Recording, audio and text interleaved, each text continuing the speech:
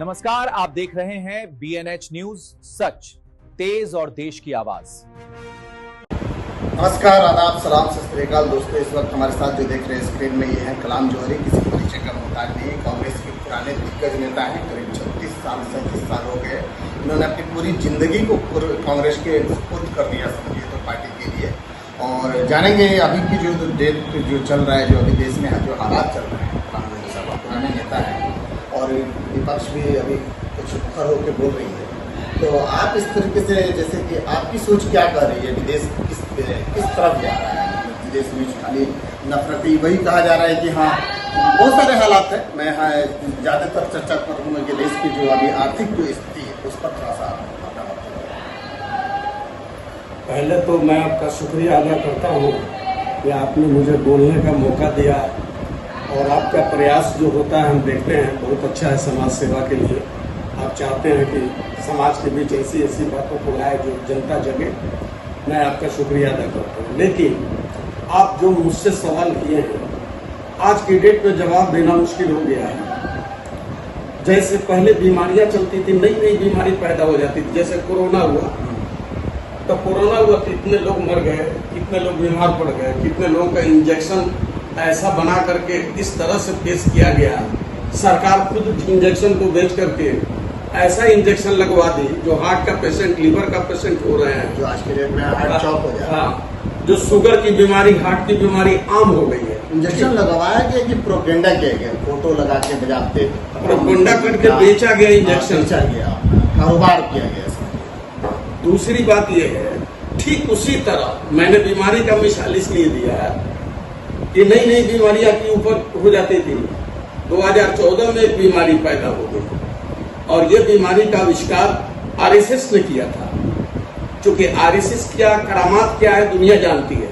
देश की आजादी के लड़ाई में अंग्रेजों का साथ दिया, स्वतंत्रता सेनानियों के विरुद्ध गवाही देकर फांसी दिलवाई। लेकिन आज की डेट में वो तो देशभक्ति के सर्टिफिकेट बांट रहे हैं। तो मैं वही तो बताने जा रहा हूं कि वही आज के वो बीमारी का असर क्या हुआ है जो आरएसएस ने बीमारी का आविष्कार करके समाज में पटा दिया है। वो बीमारी से ऐसा है कि लोगों की अच्छी सोच, अच्छे विचार, जागरूकता, आंखों से अच्छा देखना, अपने परिवार के लिए, देश के लिए, समाज के लिए अच्छा सोचना, ये सब चीज खत्म हो गया है। लबड़ा लुच्चा सबसे ऊंचा हो रहा है, यही बीमारी है। नतीजा ये है कि आने वाला जनरेशन कहाँ जा रहा है, बेरोजगारी किस तरह बढ़ गई है, देश का पैसा विदेश किस तरीके से भेजा गया है और अपनी व्यवस्था पहले से कर ली गई है कि जब ज्यादा देश नाराज होगा तो फिर झोला उठाएंगे चले जाएंगे। वहाँ सब सेटिंग है और वहाँ के राष्ट्रपति से मिली भगत है, सब कोई जानता है, कोई नई बात थोड़ी है। तो देश में महंगाई बढ़ गई, बेरोजगारी इतनी ज्यादा हो गई कि लोग परेशान है। अच्छा, इलाज महंगा हो गया और लोगों का जीना दूभर हो गया। यहाँ तक कि भूखमरी और बेरोजगारी, परेशानी, बीमारी का यह आलम है कि जीना मुश्किल है। लोग कहाँ है? अच्छा, मैं यहाँ पे रुकूंगा आपको। मैं 2014 की बात आपकी है तो हम 2014 के ज्यादा तो पहले की बात करेंगे, उससे पहले की बात करेंगे। जैसे भी सरकारें होती थी, जो भी होती थी, और कोई आंदोलन होता था, खासकर दिल्ली के जंतर मंतर पर आंदोलन हो जाए, कोई अनशन पे बैठ जाए तो सरकारें गिर जाती थी। आज की डेट में देखिए पूरा देश में आंदोलन चल रहा है युवाओं का। जो जनता कांग्रेस जनता पार्टी जो है, जो युवा है, सिर्फ उसमें जो नीट को लेकर के एक से ये रिजाइन मांग रहे हैं, एक उसका नीट के लेकर के, एग्जाम को लेकर के वो रिजाइन दे प्रधान जी। लेकिन वो एक रिजाइन नहीं हो पा रहा है। देश का सरकार गिरना तो दूर की बात है। पहले के आंदोलन और अभी के आंदोलन में क्या फर्क है? मतलब आज की डेट में कोई सुनने वाला ही नहीं, ऐसा लगा सिस्टम गहरा हो चुका है। पहले राजनीति होती थी, अब राजनीति नहीं, वेश्यावृत्ति हो गई है। पहले के शासक प्रजातंत्र की जो नियम है, संविधान का जो नियम है, उस हिसाब से चलते थे। गैस का मामूली दाम बढ़ गया था तो भाजपा के नेत्री सेनेटर को बैठ करके विरोध की थी और सरकार उसको रोकता नहीं था और रोकथाम के लिए कोई उपकरण नहीं होता था। लेकिन आज क्या हुआ है, सरकार के विरोध जो बोल रहा है उस पर CBI, ED, फलाना ढेकाना, थाना, पुलिस, सब लोग उसको परेशान करते हैं, मुकदमे हो जाते हैं, जेल हो जाते हैं। उससे नहीं होते, एरोप्लेन पर बड़े नेताओं को क्रश करा देते हैं, मुआ दे रहे हैं, दंगा हो रहा है, जगह जगह लड़के मारे जा रहे हैं।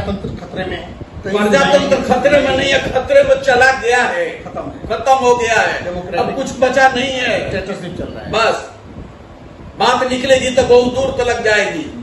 लोग यूं ही बेबसी के सबब पूछेंगे, यह भी पूछेंगे परेशान क्यों हो, उंगलियां उठेंगी सूखे हुए बालों की तरफ, एक नजर जाएगी रुके हुए ओंठों की तरफ, बात निकलेगी तो बहुत दूर तक जाएगी। जनता हर जगह तबतराई इमाम है, चाहे वो जवान है, चाहे स्टूडेंट हो, चाहे किसान हो, हर तबके का, चाहे इंडस्ट्री का वही हाल है, जो भी सेक्टर है, जो भी सेक्टर को ले लीजिए, बिजनेस का वही हाल है।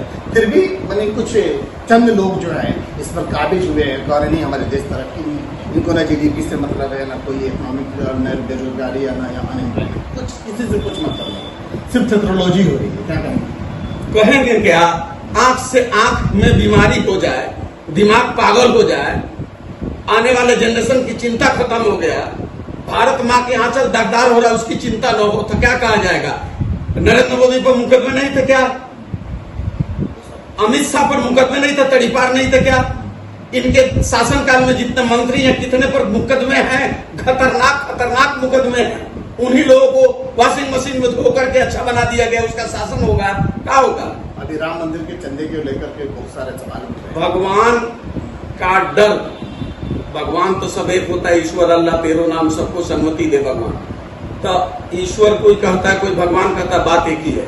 लेकिन असली बात तो ये हो गई है कि भगवान को व्यापार बना दिया गया और भगवान के नाम पर लोगों को बेवकूफ बनाना, झूठ परोसना, भगवान राम को उंगली पकड़ के चलने का ढंग सिखाना, और उसके बाद उनके नाम पर दौलत आ जाए तो दौलत भी हड़प लेना, और उसके बाद मुकदमा नहीं होना, न्यायालय में जाना।